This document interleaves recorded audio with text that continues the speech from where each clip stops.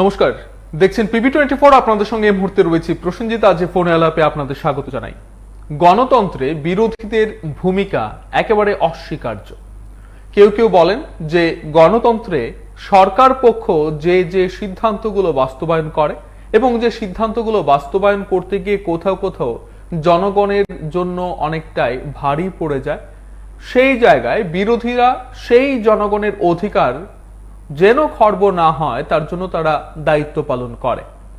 রাজনীতিতে গণতন্ত্র এবং গণতন্ত্রের রাজনীতি এবং তার পাশাপাশি গণতান্ত্রিক পরিস্থিতিতে বা পরিবেশে বা সেই পদ্ধতিকে একেবারে শক্তিশালী রাখতে গিয়ে বিরোধীদেরও যে ভূমিকায় অবতীর্ণ হওয়া উচিত, সেই ভূমিকায় এই মুহূর্তে গোটা দেশের প্রেক্ষাপট তো রয়েছেই, গোটা রাজ্যেও একই রকম ভাবে বিরোধীরা দুর্বল হয়ে পড়ছে।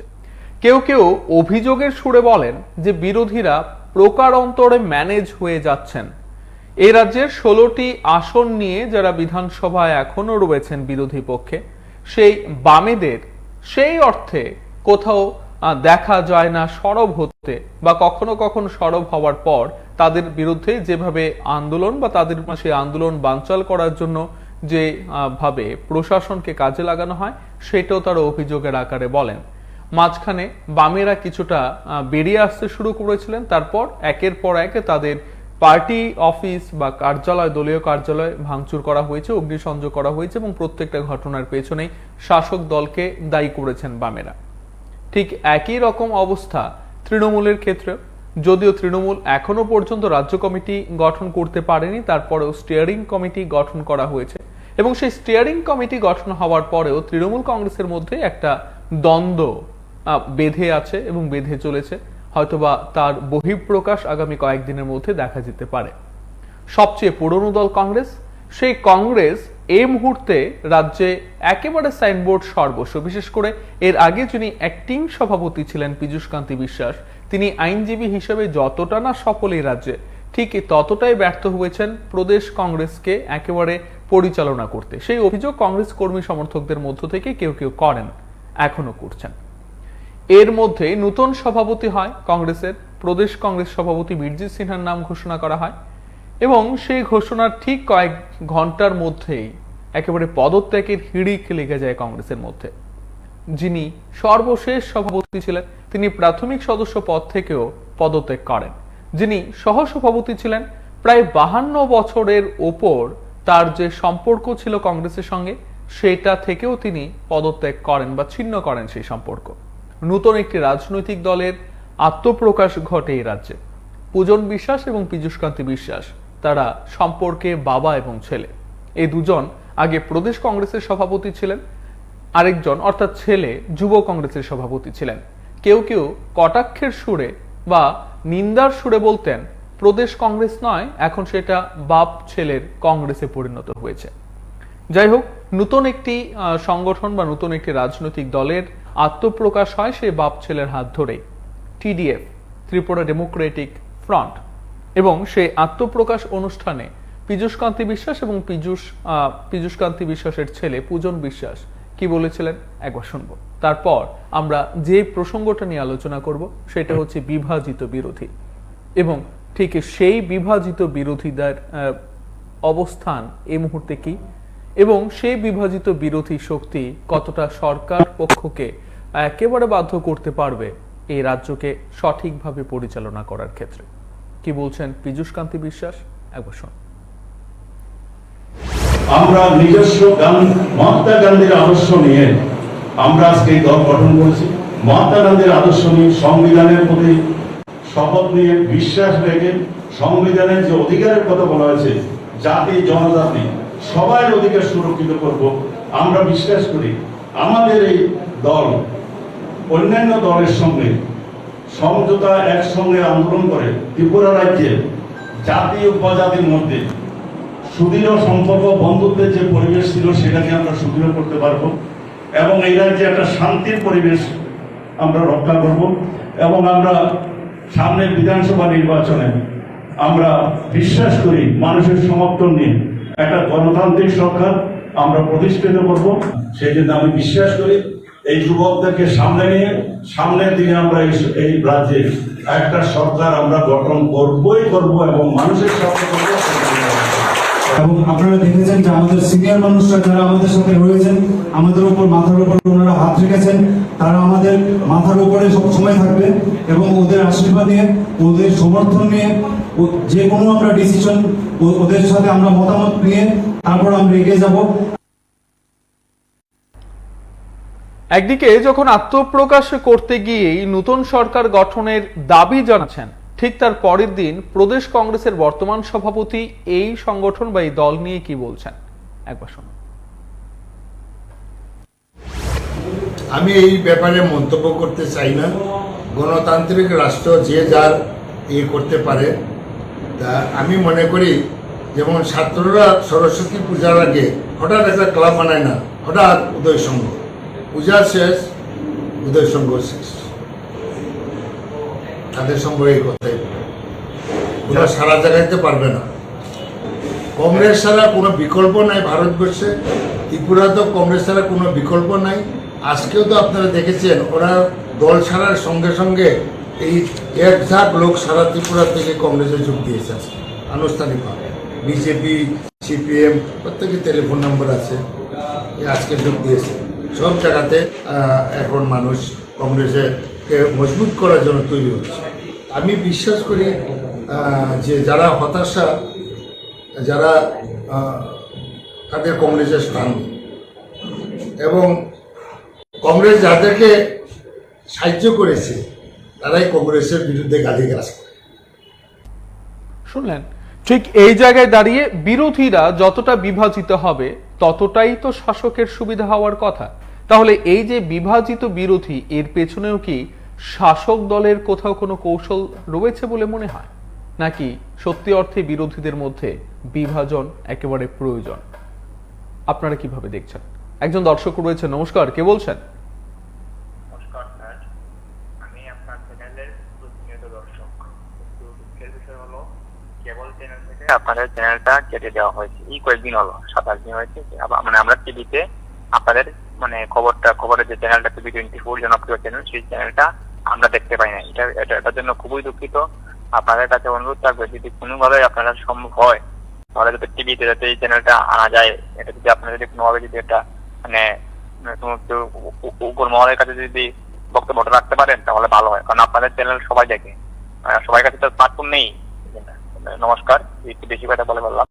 ঘটনা হলো কি, আপনারা যে টপিকটা রেখেছেন বিভাজনের রাজনীতি বা বিভাজিত রাজনীতি, দেখুন আজকে কংগ্রেস দল ত্রিপুরাতে সাইনবোর্ড সর্বস্ব হয়ে গেছে। কংগ্রেসের কোনো অস্তিত্ব নেই বা অস্তিত্ব থাকার কথাও না। যে কংগ্রেস ত্রিপুরাতে যখন বিরোধী দল ছিল কংগ্রেস, তখন কংগ্রেসের সমস্ত নেতারা বিজেপিতে টান করে। বিজেপি, কংগ্রেস, তৃণমূল সবাই একটা দল, তাদের মধ্যে কোনো পার্থক্য নেই। যদি আপনারা লক্ষ্য করেন, শুভ ভৌমিক একটা সময় কংগ্রেস করতো, ঠিক একটা কংগ্রেস করতো, বা আপনার দেখেন যারা আছে তৃণমূল কংগ্রেসের বর্তমানে যারা আছে, বাপের কৌচি থেকে শুরু করে মোটামুটি সবাই, এখানে সিপিএম এর কোনো নেতা নাই। সুতরাং সিপিএম থেকে কেউ আর দল পাল্টায় না, পাল্টাবে না। যত তারা বিভাজিত হবে তত বাপেরই লাভ। আর বিজেপি দল তো ভাঙছে না। আজকে দেখুন, বিজেপি দলের বিধায়কই বলছে, মাথা নেড়া করে, যে ত্রিপুরাতে মানে গণতন্ত্র নেই, যা চলছে তা চলতে পারে না। বিজেপি দলের বিধায়ক মানে যে পরিমাণ অতিষ্ঠ হয়ে গেছে, মানে তাহলে সাধারণ মানুষ কি পরিমাণ অতিষ্ঠ বিজেপি দলের পথ বলতে আছে। সুতরাং বিভাজিত করে ত্রিপুরাতে 2023 সালে বামফ্রন্ট সরকারকে আটকাতে পারবে না। 2023 সালে ত্রিপুরাতে যে বামফ্রন্ট সরকার ত্রিপুরাতে প্রতিষ্ঠিত হবে। বাজার হাটে বাজারে একটাই কথা, যে 25 বছরের বামফ্রন্ট সরকার থেকে আবার চাই বুধ ব্যক্তি আন না। একটা কথা, বাজার হাটের মধ্যে আমরা যাদের বাজার হাটে যাই, কেনাকাটা করি, সবাই একটা আলোচনা। আপনারা যদি এই 8টা চ্যানেল আপনাদের কাছে অনুরোধ থাকবো, যে আপনারা যদি এই খবরটাকে একটু দেখান তাহলে আমরা খুব উপকৃত হই। স্যার, আপনার কাছে অনুরোধ, আমার নিজে ব্যক্তিগত ভাবে অঙ্গনওয়াড়ি দিদিমণিদের দীর্ঘ 30 বছর পরে তাদেরকে কোনো দেওয়া হচ্ছে না। এবার মানে ওই অ্যাডভান্স দেওয়া হচ্ছে না, 6,000 টাকা অ্যাডভান্স দেওয়া হচ্ছে, অ্যাডভান্সটা দেওয়া হচ্ছে না। কত বড় নোংরামিও করতে পারে বিপ্লবের সরকার এই জিনিসটা করে। আজকে দেখলাম কোয়ের পদ্মবিলে রাস্তা বোধ করেছে। এই খবরটা যদি আপনারা একটু বেশি করে দেখান, মানুষ উপকৃত হবে। ধন্যবাদ, সঙ্গে থাকবেন। পথ অবরোধের যে খবর সেটা আপনারা দেখেছেন এবং তারপর তাদেরকে 2 দিনের মধ্যে সেই অ্যাডভান্স দিয়ে দেওয়া হবে, অর্থাৎ ফেস্টিভ্যাল অ্যাডভান্স দিয়ে দেওয়া হবে, সেটাও আপনারা হয়তো দেখেছেন, সেই প্রতিশ্রুতি দেওয়া হয়েছে। নমস্কার, কে বলছেন? নমস্কার, কে বলছেন? হ্যাঁ, আমি আগরতলা থেকে বলছি দাদা। হ্যাঁ বলুন। দেখুন, আমি এটা বলতে চাইছি, গণতন্ত্র দেশে আমরা গণতন্ত্র দেশেই বাস করি, কথাটা সত্যি, এটা বলার অপেক্ষা রাখে না। প্রত্যেকের একটা চিন্তা ভাবনা থাকে, যারা রাজনীতি করে তাদের একটা চিন্তা ভাবনা থাকে, যারা চাকরি করে তাদের বিভিন্ন মানুষের বিভিন্ন চিন্তা ভাবনা থাকতে পারে, এবং সেই চিন্তা ভাবনায় যে আজকে পিতুল বাবু যে কাজটা করছেন অন্তত ভালো কাজ করছেন। তাছাড়াও আমি আর একটা কথা বলছি, দেখুন এই কাজটা করার জন্য আমরা গণতন্ত্র এবং প্রজাতন্ত্র দেশ তো ভারতবর্ষ, আমরা কিন্তু একটা উদ্দেশ্য নিয়ে আমরা একটা উপলব্ধি করতে পারতেছি যে সারা ভারতবর্ষে বাবা সাহেব আম্বেদকর তিনিও চাইছিলেন যে সমাজ ব্যবস্থার উন্নতি করার লাগে এসসি, এসসি, ওবিসি, মাইনরিটি এবং সকল অংশের মানুষকে নিয়ে রিজার্ভেশন নিয়ে কাজ করার ওনার চিন্তাধারা ছিল এবং অনেক সংগ্রাম করছেন। আমরা জানতে পারি কংগ্রেস তার তীব্র বিরোধিতা করছিল।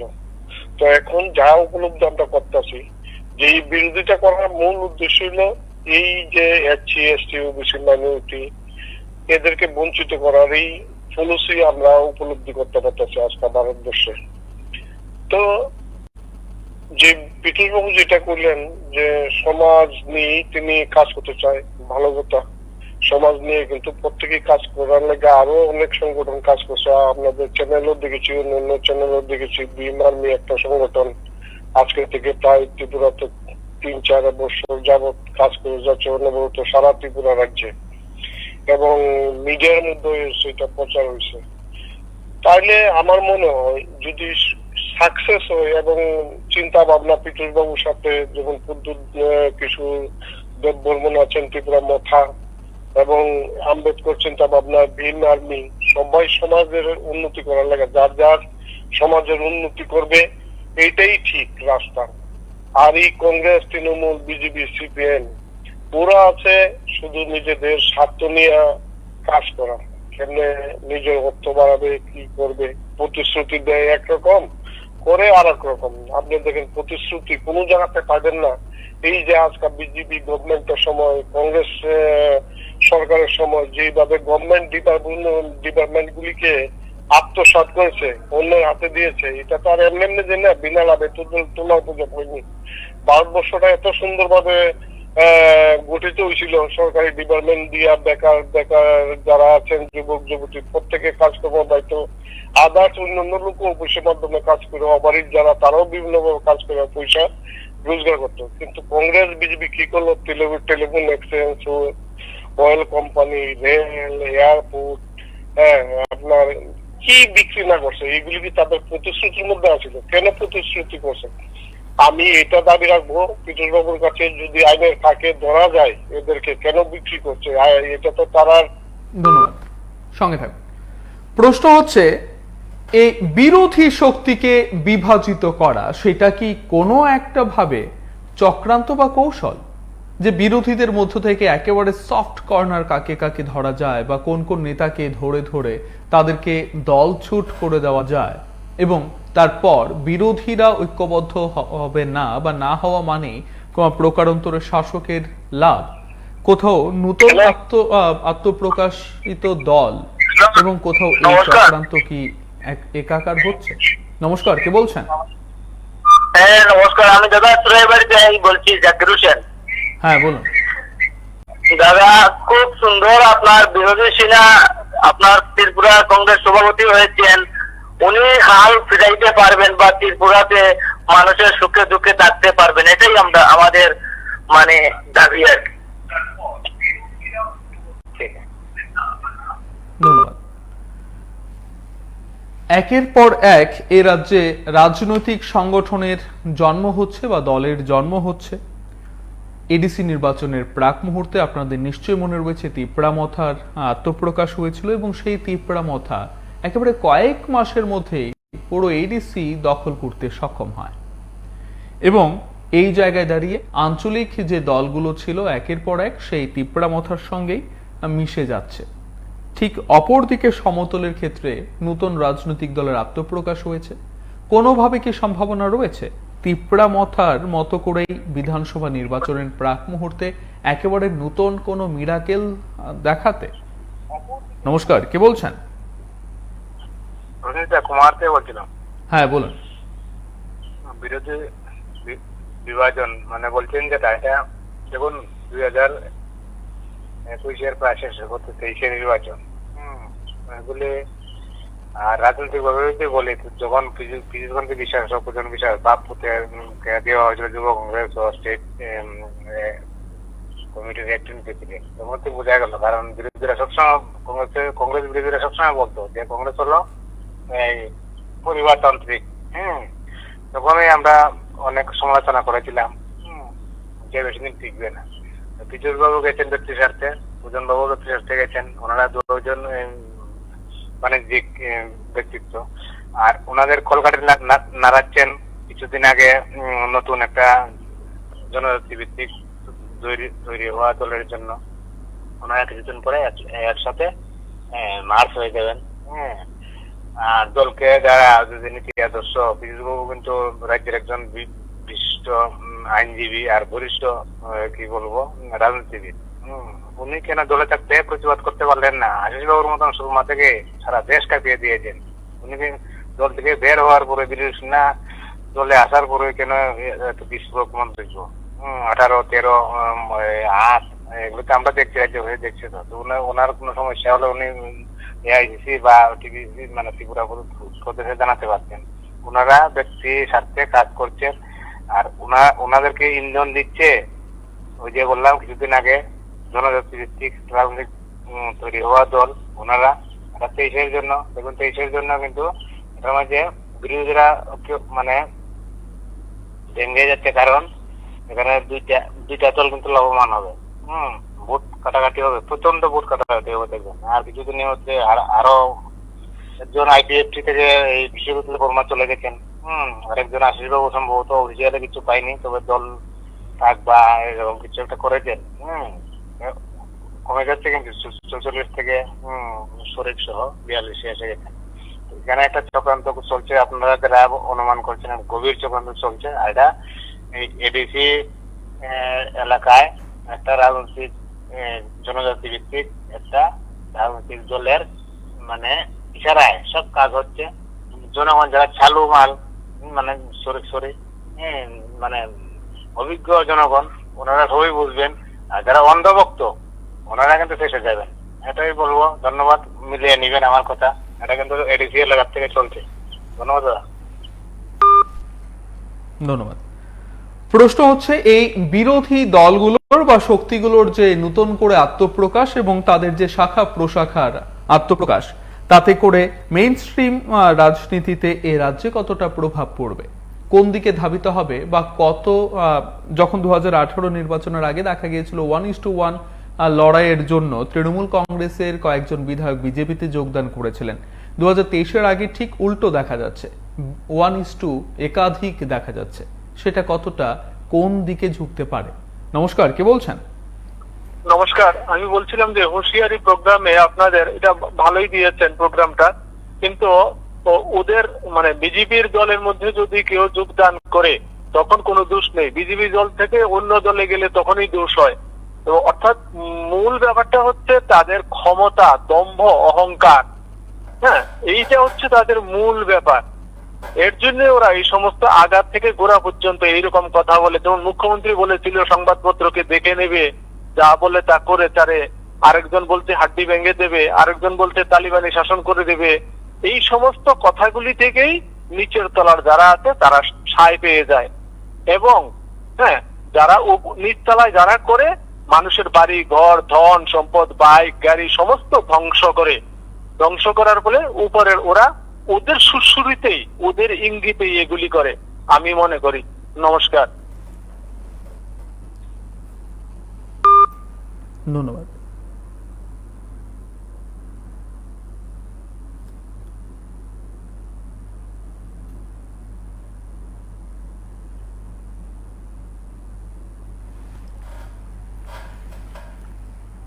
একদিকে 1:1 জন্য 2018-তে বিভিন্ন রাজনৈতিক দল থেকে বিজেপিতে যোগদান করা হয়েছিল, ঠিক 2023-এর আগে বিজেপির বিরুদ্ধে লড়াই করার নাম করে একের পর এক নতুন বিরোধী শক্তির আত্মপ্রকাশ হচ্ছে। সেটা রাজ্যের জন্য কতটা মঙ্গল হবে বা কিভাবে গণতন্ত্রকে আপনারা দেখছেন, কোন দিকে ধাবিত হতে পারে এই রাজ্যের গণতান্ত্রিক গতিবিধি, কিভাবে এগিয়ে যেতে পারে, কিংবা যেভাবে বিরোধীরা যদি শক্তিশালী হয় তাতে করে রাজ্যের বা এই গণতান্ত্রিক পরিবেশের বা পদ্ধতির অনেকটাই সুবিধা হওয়ার কথা। এক্ষেত্রে কি মনে হয় যে গণতন্ত্র অনেকটাই শক্তিশালী হবে, নাকি বিরোধীরা নিজেরাই নিজেদের সঙ্গে বিরোধিতায় মত্ত হয়ে যাচ্ছে, তাতে করে এতে এই জায়গায় সহযোগিতা হবে নাকি বিরোধিতা হবে?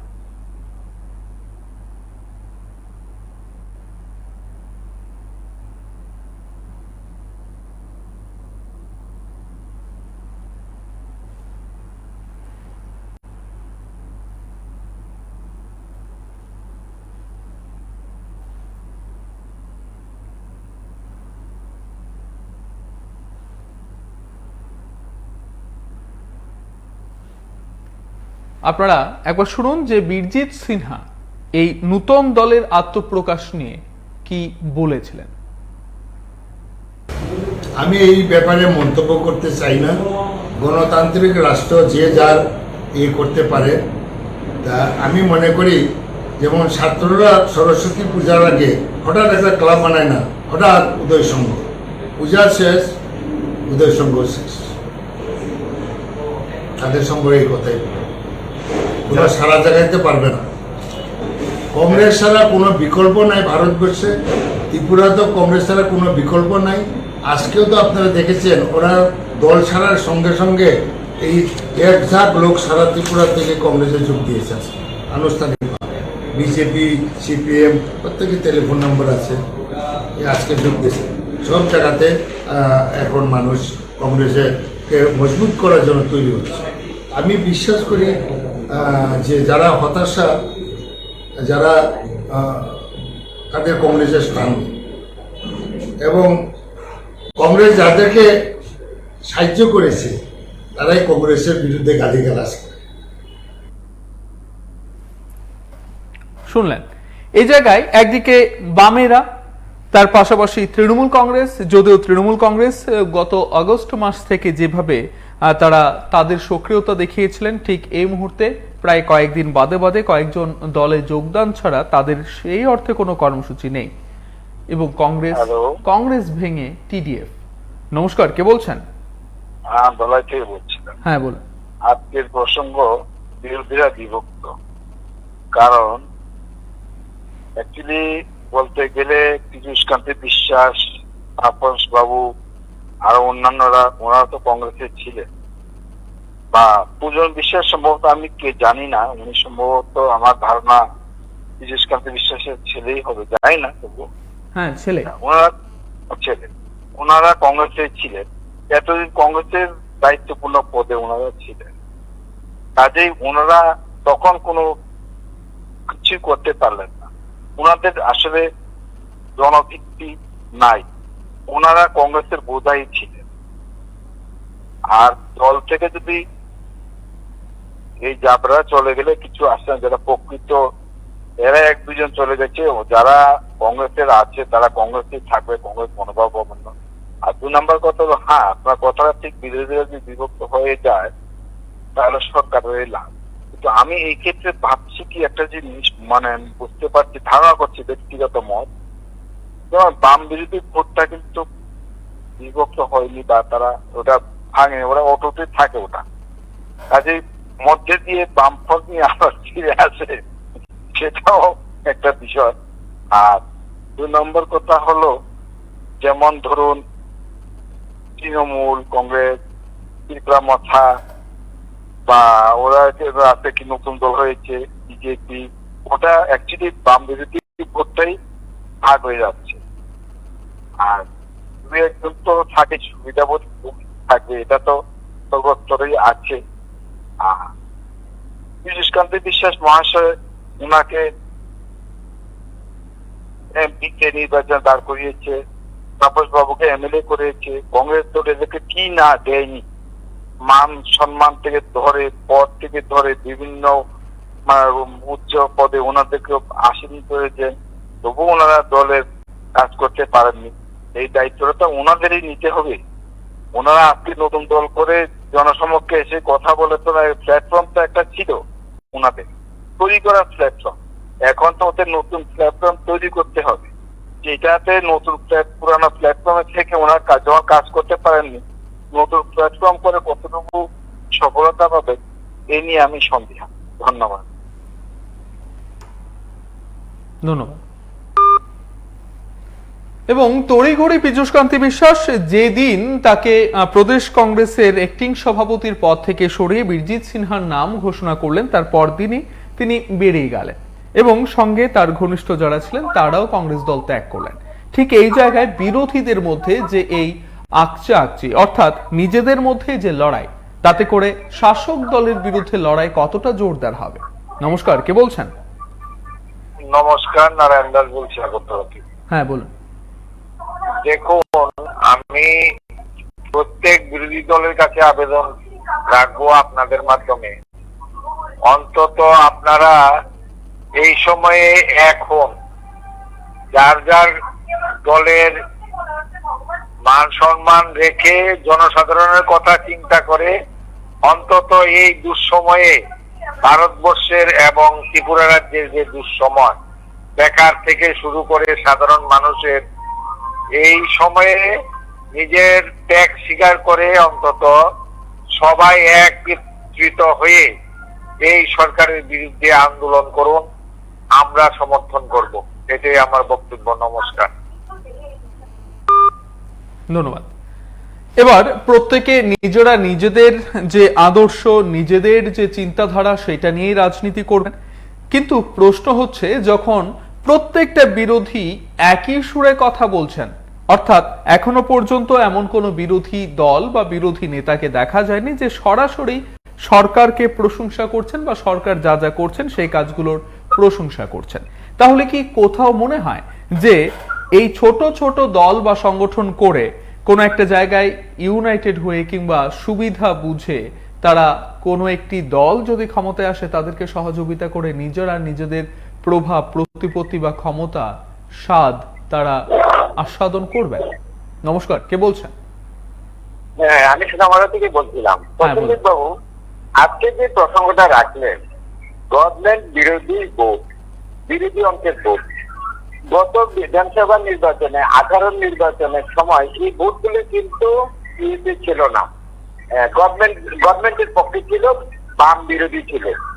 আজকে এক হিসেবে দেখলে বাম বিরোধী ভোটগুলো ভাগ হচ্ছে। জানি না আপনাদের মতামত হয়তো অন্যরকম, কিন্তু আমরা মনে করছি যে বাম বিরোধী ভোটগুলি আজকে বিভিন্ন ভাবে যাচ্ছে। তৃণমূল, কংগ্রেস, বিজেপি, 3-4 ভাগ হচ্ছে। বাম বিরোধী ভোটগুলি এক জায়গায় আছে। যেটা ছিল 43-44%, সেটা একই জায়গাতে আছে, কিন্তু বাম বিরোধী যেটা, এটা অনেক ভাগে বিভক্ত হয়ে যাচ্ছে। এদিকে হিসাব করলে হয়তো বামেদেরই লাভ হবে অদূর ভবিষ্যতে। এতটুকুই বলছি, এতটুকুই আমার বক্তব্য। ধন্যবাদ, সঙ্গে থাকবেন। এবং যেভাবে সরকারের বিরুদ্ধে বা জনগণের বিরুদ্ধে যে সিদ্ধান্তগুলো যাচ্ছে বা সরকার যে যে পদক্ষেপগুলো গ্রহণ করছে, তাদের বেশ কিছু যে প্রতিশ্রুতি ছিল সেই প্রতিশ্রুতি পূরণ হচ্ছে না বলে জনগণ যেখানে একেবারে বিপাকে কিংবা তারা ক্ষোভ উগড়ে দিচ্ছেন, আবার উল্টো দৃশ্য দেখা যায়। কোথাও কোথাও এমনও দেখা যায় যে সরকারের পক্ষে সওয়াল করছেন সাধারণ মানুষ, এবং সেই সংখ্যাটা কত, কারা খুশি বা কত শতাংশ খুশি নন, এই বিষয়টা তো সময় এলে বোঝা যাবে। কিন্তু তার আগেই যখন বিরোধীরা অনেকগুলো ভাগে বিভাজিত হয়ে যাচ্ছে, ঠিক সেই জায়গায় আগামী দিনের রাজনৈতিক ভবিষ্যৎ এই রাজ্যে কোন দিকে ধাবিত হবে? যে কয়েকজনকে নিয়ে আগরতলা প্রেস ক্লাবে নতুন একটি রাজনৈতিক সংগঠনের আত্মপ্রকাশ হলো, সেটা কি একক প্রচেষ্টায়, যেভাবে তিপ্রামথা এডিসি নির্বাচনে একক প্রচেষ্টায় জয়ী হয়েছিল, সঙ্গে আইএনপিটিকে নিয়েছিল, ঠিক টিডিএফ অর্থাৎ ত্রিপুরা ডেমোক্রেটিক ফ্রন্ট, তাদেরও কি আগামী দিনে এমন কোনো ভবিষ্যৎ দেখা যাচ্ছে? অন্তত 1-2 দিনের মধ্যে এমন কোনো প্রত্যাশা বা প্রতিশ্রুতি বা সম্ভাবনাও কি দেখা যাচ্ছে? আবার কেউ কেউ মনে করছেন যে ছোট ছোট একেবারে নদীগুলো যেভাবে বড় সমুদ্রের সঙ্গে মেশার জন্য কোথাও একটা জায়গা থেকে বিচ্ছিন্ন হয়ে যায়, ঠিক একই রকম ভাবে বিরোধীরা একেবারে নিজস্ব চেহারায় বা একেবারে নেতৃত্ব একক নেতৃত্বের মধ্য দিয়ে একটি দলকে নেতৃত্ব দিচ্ছেন এবং সময় হলে তারা একই ছাতার নিচে আসবেন। কিন্তু তারও কি সম্ভাবনা রয়েছে, নাকি যারাই যখন জয়ী হবেন ঠিক তাদের সঙ্গে মিশে যাবেন? বীরজিৎ সিনহা একটি কথা বললেন যে স্কুল কলেজের ছাত্ররা যেভাবে সরস্বতী পুজোর সময় আচমকাই একটি ক্লাবের জন্ম দেয়, ঠিক সরস্বতী পুজো শেষ হয়ে গেলে সেই ক্লাবটির আর কোথাও অস্তিত্ব দেখা যায় না। ঠিক টিডিএফ এর ক্ষেত্রেও কি এই ধরনের কিছু হতে পারে, যেটা আগে থেকেই জানালেন বীরজিৎ সিনহা? কিন্তু টিডিএফ এর আত্মপ্রকাশের পর পীযূষ কান্তি বিশ্বাস কি বলেছেন একবার শুনুন।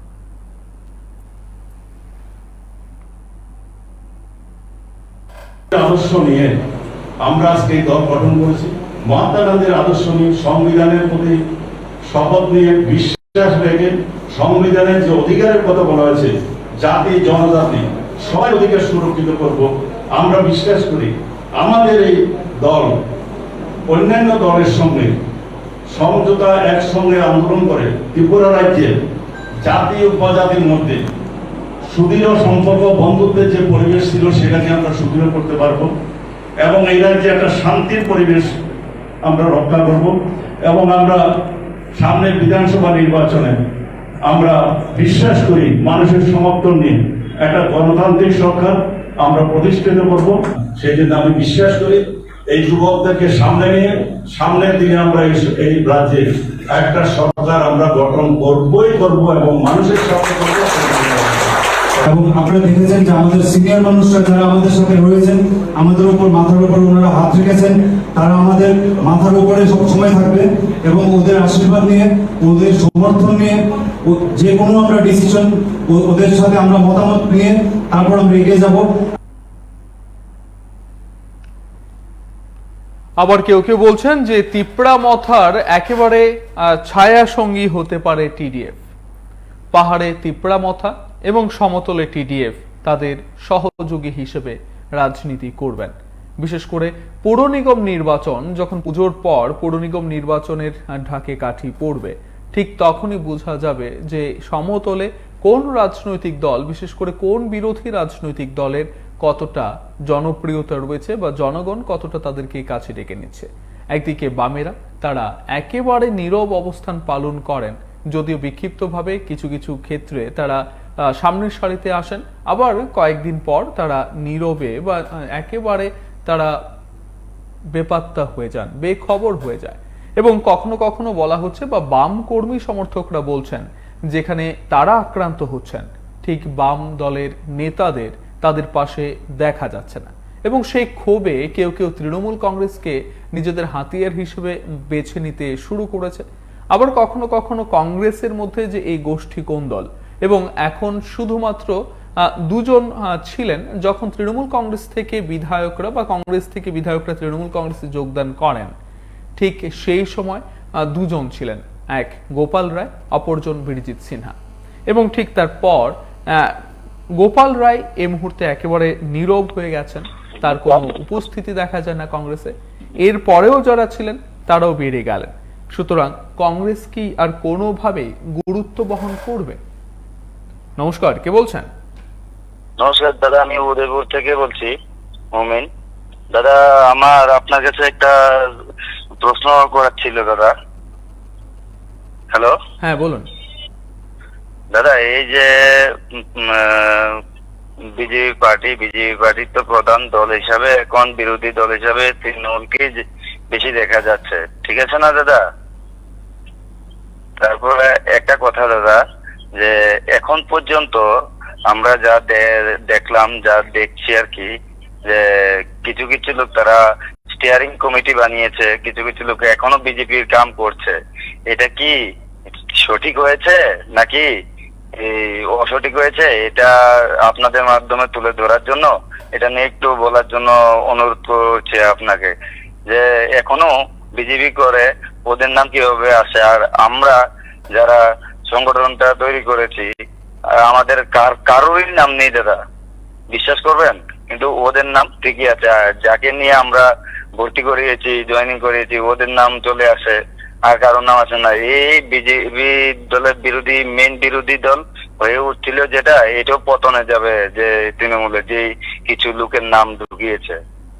দাদা ধন্যবাদ, সঙ্গে থাকবেন। যে প্রশ্নটা আপনি আমার কাছ থেকে উত্তর জানার জন্য করলেন, সেই প্রশ্নের উত্তর আপনি, বা প্রশ্ন যাকে করা উচিত তাকে না করে আমাকে ভুলভাবে করেছেন। যে দল, যারা দল পরিচালনা করেন তারাই তো এই উত্তরটা দিতে পারবেন। আমরা তো আপনাদের কাছ থেকে প্রতিক্রিয়া জানতে পারবো যে কিভাবে দেখছেন আপনারা। নমস্কার, কে বলছেন? নমস্কার, বিলোনিয়া বাতকলা থেকে বিরাজুল বলছি। হ্যাঁ বলুন। বিভাজিত বিরোধীরা কিন্তু ইউনিট, একতা এক জায়গাতে আনবে কে? কারণ আমরা বিগত দিনে দেখেছি সর্বভারতীয় ক্ষেত্রেও যে বিরোধীরা একজোট হতে। রাহুল গান্ধীর নেতৃত্বে ওনারা একসময় চেয়েছিলেন লালু প্রসাদ, অখিলেশ্বর যাদব, মায়াবতী, মমতা গান্ধী, প্রকাশ করাত কিংবা চন্দ্রবাবু নাইডু, ওনাদেরকে নিয়ে, সবাইকে নিয়ে একটা মঞ্চ গঠন করতে, কংগ্রেস বিরোধী। কিন্তু সেখানে দেখা যায় বাস্তবের ক্ষেত্রে সেখানে হয়নি। আজকে মমতা ব্যানার্জিও সর্বভারতীয় ক্ষেত্রে উনিও চাচ্ছেন একটা বিজেপি বিরোধী জোট একটা গড়ে তুলতে, কিন্তু সেটা অতীতে যেমন হয়নি, সেটা ব্যাপারটা কিন্তু মুখে বললে হবে না, সেটা ব্যাপারটা অত্যন্ত টাফ। কারণ এর আগেও অটল বিহারী বাজপেয়ীর নেতৃত্বে জ্যোতি ভিপি বাজপাই, জ্যোতি বসুর নেতৃত্বে, অটল বিহারী বাজপেয়ীর নেতৃত্বে, এবং যিনি প্রধানমন্ত্রী হয়েছিলেন বিপি সিং, ওনাদেরকে নিয়েও কিন্তু মঞ্চ গঠন করা হয়েছিল। কিন্তু সেই মঞ্চ দুদিনও টিকেনি, 13 দিনের মধ্যে সরকার ভেঙে গেছে। আজকে হয়তো আমাদের রাজ্যের ক্ষেত্রে, আজকে হয়তো আপনাদের ক্ষেত্রে টিডিএফ, সিপিএম, তৃণমূল বা অন্যান্য কংগ্রেস যারা আছে একজোট, সেটা কি করে সম্ভব হবে? সেটা একেবারেই অসম্ভব। আর এখানে যে বিশেষ করে যে একজন ভদ্রলোক বলেছেন সেখানে হয়তো সিপিএম এ লাভবান হচ্ছে, ওনাদের বক্তব্য হয়তো সেটা তো আমার হয়তো বিশ্বাস হচ্ছে না। এই কারণ ওনারা বলেছিলেন যে বিজেপি এবং তীব্রামথার মধ্যে ভোট ভাগাভাগিতে এবং আইপিএফটির মধ্যে ভোট ভাগাভাগিতে সেখানে লাভবান হবে সিপিএম, কিন্তু বাস্তব ক্ষেত্রে হয়তো তা হয়নি।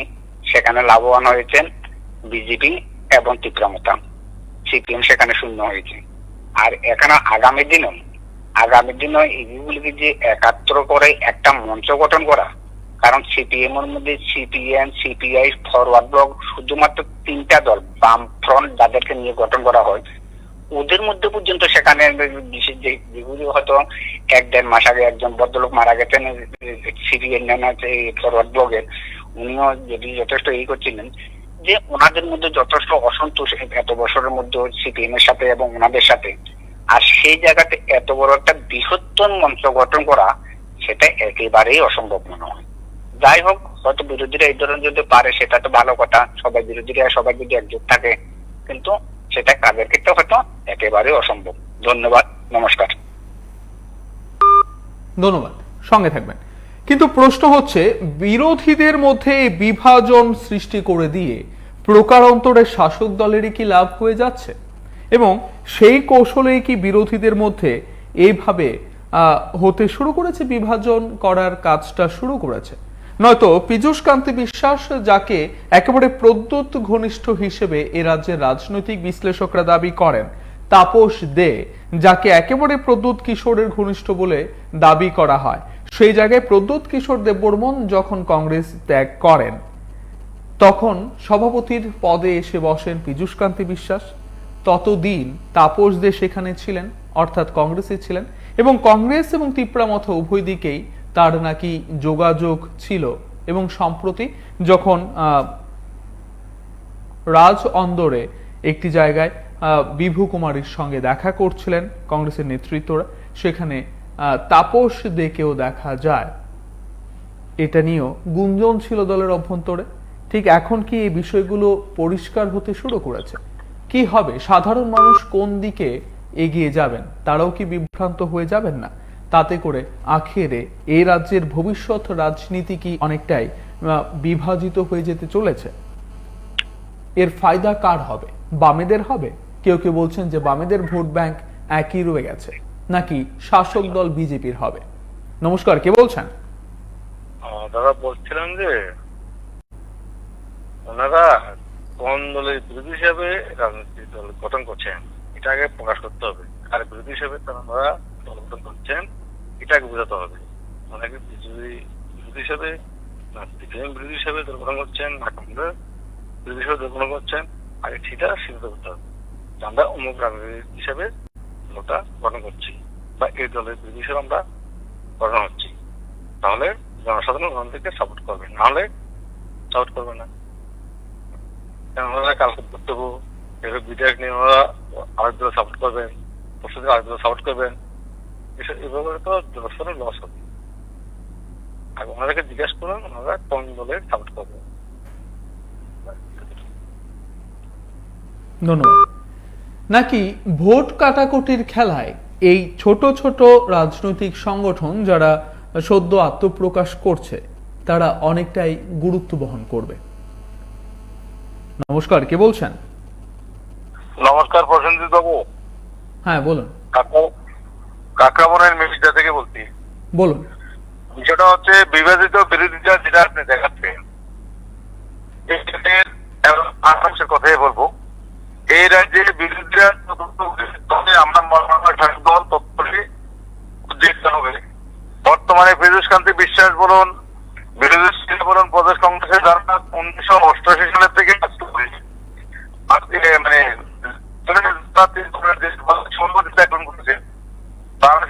টাকা নোটের দান্দা করছে।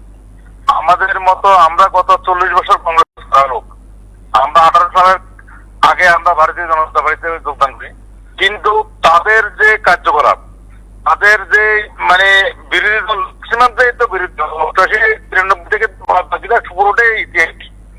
তাদের যে একটা কর্মীর মাথা ফাটার পরে তারা হসপিটালে খোঁজে নেয়, বাড়িতে একটা 24-25 বছরের ছেলে একটা সন্তান 2 বছরে তার স্ত্রী তাকে খোঁজ করা হয়েছে, তার স্ত্রীকে খোঁজ নেয় কংগ্রেসের কোন সভাপতি। আজকে এখন বিরোধী ছিল, এখন উজ্জীবিত হচ্ছে নতুন করে সভাপতির পদ পেয়ে।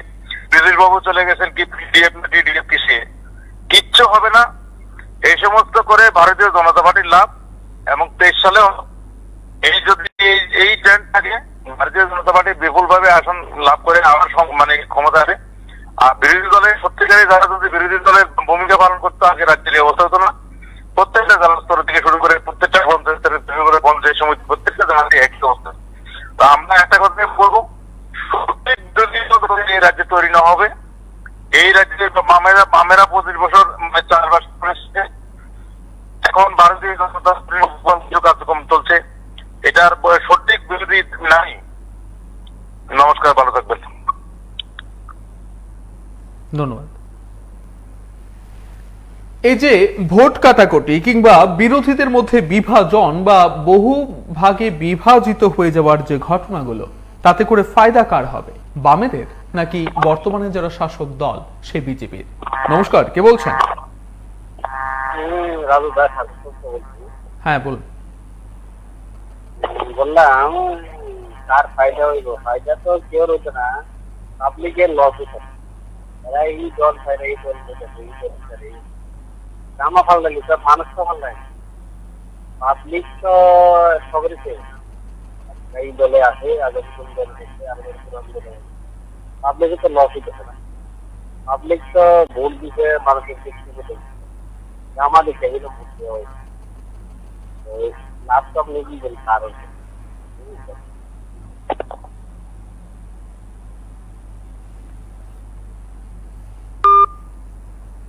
বিচ্ছিন্ন হয়ে গেছে।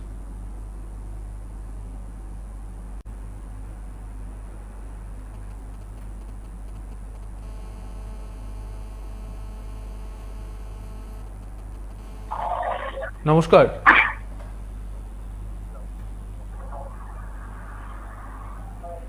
হ্যালো, হ্যাঁ বলুন। আমি দমক থেকে বলছি। হ্যালো, হ্যাঁ শুনছি, বলুন। কারণ বিভাজিত হচ্ছে বিরোধীরা। আমি বলছি ভাঙছে শুধু কংগ্রেস, এবং কংগ্রেস থেকে যাচ্ছে তৃণমূলে, যাচ্ছে বিজেপিতে, বিজেপিও ভাঙছে, বিজেপির মধ্যেও চলছে কোন দল, সিপিএম কিন্তু ভাঙছে না। সিপিএম এর যে ভোট ব্যাংক সেটা পরিষ্কার রয়ে গেছে।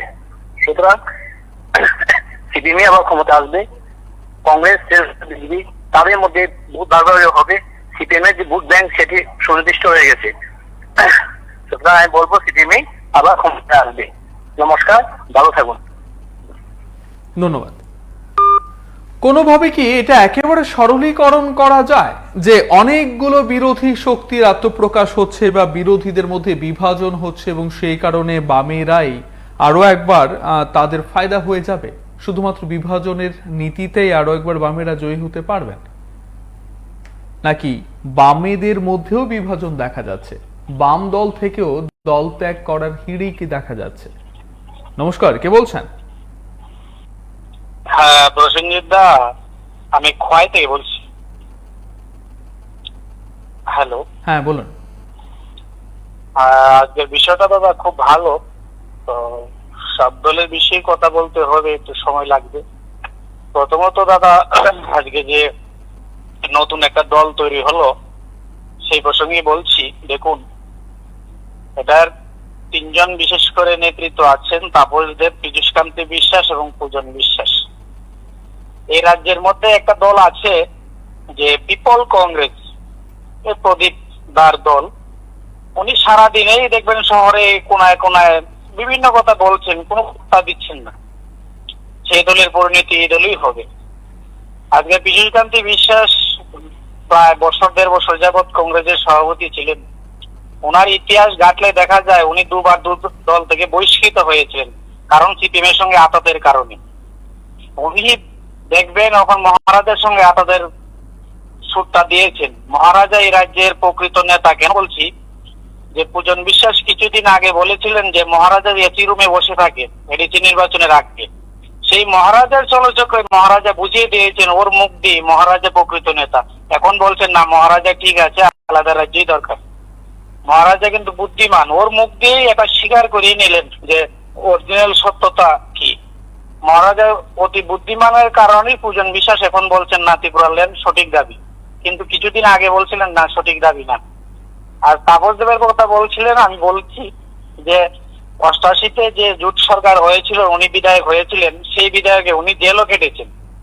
ওনার প্রবক্তা কিটা আছে বলতে পারবো না, তবে এটাই বলতে পারে তৃণমূলকে আটকানোর জন্য সব ফন্দি বিজেপির কাজ হবে না। বলছে কংগ্রেস থেকে সবাই চলে আসছে তৃণমূলে, এটাকে আটকানোর জন্য আলাদা একটা দল করি। মহারাজা যদি ভাবে না তৃণমূলে মানে দলটা শক্তিশালী হোক বা শক্তিশালী না হোক, ওনার নির্দেশে সবকিছু হচ্ছে। পূজন বিশ্বাস তো বলছে মহারাজার সঙ্গে সবকিছু কথাবার্তা হচ্ছে, তাহলে মহারাজা ভুল করবেন। কারণ এডিসিতে মহারাজাকে ভোট দিয়ে পাশ করেছিলেন সিপিএম, কিন্তু বিধানসভায় ভোট দেবেন না। যদি বিজেপিকে সাপোর্ট করেন, কিন্তু সিপিএম ও অন্য দলকে সাপোর্ট করবে, খেলাটা জমবে। বিরোধী এখনো বিভক্ত হয়নি, বিরোধীর পক্ষে আছে। আর বিজেপি যদি মনে করে বিরোধী আলাদা আলাদা হয়ে আছে, মধ্যে থেকে আমরা সরকার করবো, দিবা স্বপ্ন, কোনোদিন সফল হবে না। তৃণমূলের আজকেও দেখতে পেয়েছেন খোয়াই জেলাতে বিশাল একটা জয়েনিং হয়েছে, খালি শুরু হয়েছে কাজ। দেখে না প্রতিদিন কিভাবে রং পাল্টাচ্ছে। আর বিরোধী ওই প্রদীপ দার যে দল আছে না পিপল কংগ্রেস, এই অবস্থায় হবে। খালি দল করলেই হবে না, মানুষের গ্রহণযোগ্যতা হবে। পয়সার জন্য সবকিছু হয় না দাদা, পয়সার জন্য মানুষের জীবন ধ্বংস করা যায় না। মানুষ। ধন্যবাদ, সঙ্গে থাকবেন।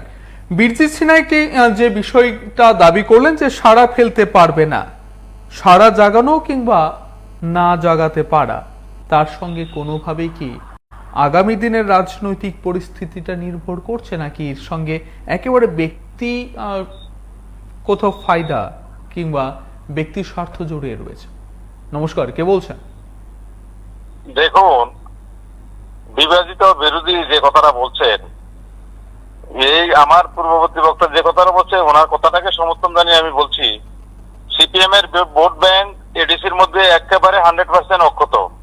কারণ সিপিএম এর কর্মীরা এডিসিতে মহারাজাকে যেভাবে বিপুল ভাবে সমর্থন দিতেছে, 23 সালের বিধানসভা নির্বাচনে কিন্তু সিপিএম এর এই কার্যকর্তারা কিন্তু এইভাবে মহারাজাকে ভোটটা দেবেন না। আর মহারাজা যেভাবে মাননীয় যুব কংগ্রেস সভাপতি রাজ্যের সুজন বিশ্বাস বাবু বলছেন ত্রিপুরা লাইনে দাঁড়িয়ে অন্যায্য নয়, উনি এই কথা নিয়ে যদি রাজধানীর আগরতলার বুকে মিছিল করেন, আমার মনে হয় উনাকে জুতা কাটা করা হবে। একটা বাঙালি অংশের মানুষ কি করে রাজ্য বিভাজনের কথা বলে, তার মুখে তার লজ্জা থাকা উচিত। আমি একটা কথাই বলবো, আমরা কংগ্রেস থেকে, কংগ্রেস ঘরানায় আমাদের জন্ম, আজকে বিজেপি হয়েছি, এ কারণে বিজেপি যা ইচ্ছে তা বলবে, আমরা সেটা মেনে নেব না। আপনার চ্যানেলে আমি বারে বারে বলছি, আমি প্রায় দিনই ফোন করি যে আপনার চ্যানেলে যারা ভাঙচুর করেছে, আমি সেই ধরনের বিজেপি নই। আমার কথা হচ্ছে PB24 যদি আজে বাজে আপল তাবল কথাবার্তা বলে, বলতে থাকুক না। তাই বলে তার অফিস ভাঙচুর করবো, প্রসেনজিৎ বাবুকে আক্রমণ করবো, তার বাইক ভাঙবো, গাড়িতে আগুন ধরিয়ে দেবো, এই ধরনের বিজেপি দাদা আমরা নই। তবে বিষয়টা হচ্ছে ভারতীয় জনতা পার্টি যে একটা সংগঠিত দল, মানে ক্যাডার বেশি দল, সেই দলটা রাজ্যের মধ্যে আসার পরে যে নীতি আদর্শ নিয়ে চলার কথা ছিল, 90% কার্যকর্তা তার উল্টাপাল্টা চলছে। যারা CPIM থেকে এসে তারা CPIM এর নীতি আদর্শ নিয়ে চলছে, যারা কংগ্রেস থেকে গেছে কংগ্রেসের আদর্শ নিয়ে চলছে, কিন্তু একটা অংশ সঠিকভাবে ভারতীয় জনতা পার্টির দিকে এখনো তাকিয়ে আছে। আমি জানি না দাদা, বিভাজিত যে রাজনীতির কথা বলছেন, 23 সালে আমরা দেখবো। তৃণমূল বলছে খেলা হবে, CPIM বলছে দেখা হবে, এখন আবার সুজন বিশ্বাস তার বাবা পীযূষকান্তি বিশ্বাসরা আবার আরেকটা মত দিচ্ছে। এখন দেখছি আমরা কি করব, কোথায় যাবো দাদা। ওভারেজ হয়ে গেছে 12 পাস করার পরেও, চাকরি দেয় নাই বামফ্রন্ট, 4 বছর অতিবাহিত, আহামরে কিছু পাই নাই, তবে শান্তি পেয়েছি আমরা এই 4 বছরে। উগ্রপন্থা নেই, হয়তো দুঃখ লাগে দাদা, গণতন্ত্রের 4র্থ স্তম্ভের উপর যারা আক্রমণ করেছে, আমি এটাকে মেনে নিতে পারি নাই বিজেপি একজন সাপোর্টার হিসেবে। ভালো থাকবেন প্রসেনজিৎ বাবু, দুর্গাপূজা ভালো কাটক, এবং PB24 এর পরিবারের সাথে আমি একজন দর্শক, আপনাদের সুখে দুঃখে আমি আপনাদের পাশে আছি। নমস্কার, ধন্যবাদ। সঙ্গে থাকবেন, আপনাদের প্রত্যেককে নিয়েই তো আমাদের পরিবার, কারণ আপনাদের সহযোগিতা ছাড়া আমাদের এতটা পথ হাঁটা কোনোদিনই সম্ভব হতো না, বা কোনোভাবেই সম্ভব হতো না। এবং যেভাবে আজ আমরা দেখছি যে একের পর এক রাজনৈতিক দলের আত্মপ্রকাশ হচ্ছে, একেবারে যে কোনো একটি গ্রামে বা কোনো একটি এলাকায় যদি কোনো মুদির দোকান হয়, ঠিক তার মতো করে অনুসরণ করে ঠিক পাশের বাড়িতে আরো একটি মুদির দোকান খোলার যে প্রবণতা দেখা যায় বা দেখা যেত একটা সময়, ঠিক একই রকম ভাবে এই রাজ্যেও দেখা যাচ্ছে যে কোনো কিছু নেই, তাহলে একটি রাজনৈতিক দল বা সেই দলের আত্মপ্রকাশ করে নেওয়া যায়। অন্তত কয়েকদিন ভোট খেলায় তো অংশগ্রহণ করা যাবে। এবার প্রশ্ন হচ্ছে, সাড়া জাগানো যাবে বা সাড়া ফেলতে পারবে কি সাড়া ফেলতে পারবে না? এই জায়গায় আরো একটি জায়গায় প্রশ্ন হচ্ছে, যদি কোনো একটি রাজনৈতিক দলের মাথা হিসেবে থাকা যায়, তাহলে অন্তত তার চেয়ার নিয়ে কোনো টানাটানি বা টানা হ্যাচড়ার কোনো ভয় থাকবে না, আতঙ্ক থাকবে না, কারণ নিজের রাজনৈতিক দলে নিজেই হবেন নেতা, এবং একেবারে ব্যক্তি মালিকানাধীন সেই দলগুলো পরিচালিত হবে। এবং সেই দলগুলো শুধুমাত্র এই রাজ্যে রয়েছে এমন নয়, গোটা দেশে একেবারে ব্যক্তি নেতৃত্বে প্রায় অনেকগুলো রাজনৈতিক দল কিন্তু রয়েছে। আবার কখনো কখনো বা কোনো কোনো ক্ষেত্রে হাইকমান্ড রয়েছে, কখনো কখনো একেবারে উচ্চ পর্যায়ে বা শীর্ষস্থানীয় নেতৃত্বের কথাও আমরা শুনি বা দেখি। কিন্তু তারপরেও একেবারে শেষ দিকে চলে এসেছি যে বিষয়টা নিয়ে আজ আমরা কথা বলছিলাম, যে বিভাজিত বিরোধীরা যদি শক্ত হয় বা শক্তিশালী হয়, তাহলে গণতন্ত্রের জন্য অনেকটা মঙ্গল। কারণ গণতান্ত্রিক পদ্ধতিতে বলা হয়ে থাকে বিরোধীরা হচ্ছে সরকারের আয়না, এবং সেই আয়না যদি ভেঙে টুকরো টুকরো হয়ে যায়, তাহলে সরকার সেই মুখটা দেখবে কি করে, বা সরকারের মুখটা কি করে দেখানো যাবে? তাতে করে গণতান্ত্রিক পদ্ধতির কি ক্ষতি হচ্ছে? আর যদি না হয়ে থাকে, যদি একাধিক বিরোধী শক্তির আত্মপ্রকাশ হয়ে থাকে বা সৃষ্টি হয়ে থাকে, তাতে করে জনগণ কিভাবে উপকৃত হবেন? এই বিষয়টা নিয়েই একটা প্রশ্ন ছিল। যদিও TDF এর আত্মপ্রকাশের দিন যে কথাগুলো উল্লেখ করেছিলেন পীযূষকান্তি বিশ্বাস, সদ্য প্রদেশ কংগ্রেসের অ্যাক্টিং সভাপতির পদ থেকে সরে দেওয়ার পর তিনি পদত্যাগ করেছেন, এবং তার ছেলে যুব কংগ্রেসের সভাপতির পদ থেকে পদত্যাগ করার পর নিজে সেই দলের আত্মপ্রকাশ করেছেন, তিনি সেই দলের নেতা। এবং তিনি কি বলেছেন এবং সেই দলের আত্মপ্রকাশের পর বর্তমান প্রদেশ কংগ্রেস সভাপতি বীরজিৎ সিনহা কি বলেছিলেন, সেটাও একবার আপনারা শুনবেন। এবং যেভাবে তিনি কিছু মন্তব্য করবেন না বলে শুরু করেছিলেন, তারপর যে কথাগুলো বললেন, এটা কি আদৌ 2023-এ কোনো প্রভাব ফেলতে পারবে?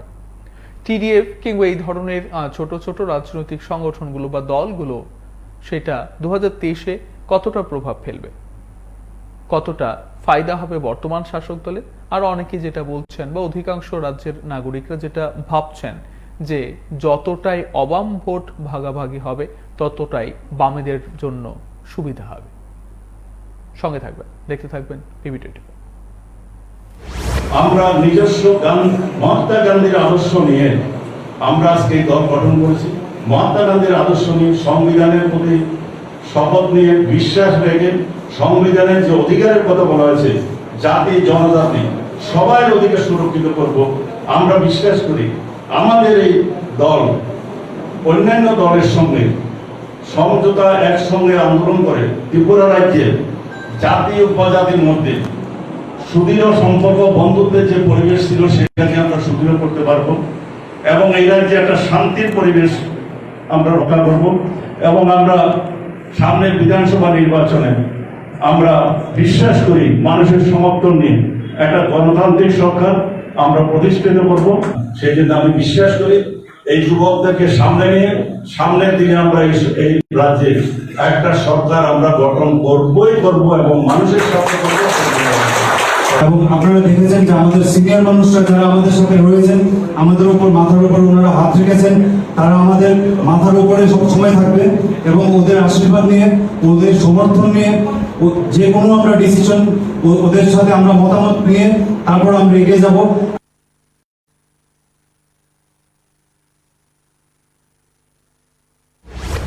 আমি এই ব্যাপারে মন্তব্য করতে চাই না। গণতান্ত্রিক রাষ্ট্র যে যার করতে পারে। তা আমি মনে করি যেমন ছাত্ররা সরস্বতী পূজার আগে হঠাৎ একটা ক্লাব বানায় না, হঠাৎ উদয় সংঘ, পূজা শেষ উদয় সংঘ শেষ, তাদের সম্পর্কে এই কথাই ওরা সারা জায়গাতে পারবে না। কংগ্রেস ছাড়া কোনো বিকল্প নাই ভারতবর্ষে, ত্রিপুরাতেও কংগ্রেস ছাড়া কোনো বিকল্প নাই। আজকেও তো আপনারা দেখেছেন ওরা দল ছাড়ার সঙ্গে সঙ্গে এই 1,000 লোক সারা ত্রিপুরা থেকে কংগ্রেসে যোগ দিয়েছে আনুষ্ঠানিকভাবে। বিজেপি, CPM প্রত্যেকের টেলিফোন নম্বর আছে, আজকে যোগ দিয়েছে। সব জায়গাতে এখন মানুষ কংগ্রেসকে মজবুত করার জন্য তৈরি হচ্ছে। আমি বিশ্বাস করি যে যারা হতাশা, যারা তাদের কংগ্রেসের স্থান এবং কংগ্রেস যাদেরকে সাহায্য করেছে তারাই কংগ্রেসের বিরুদ্ধে গালিগালাজ করে।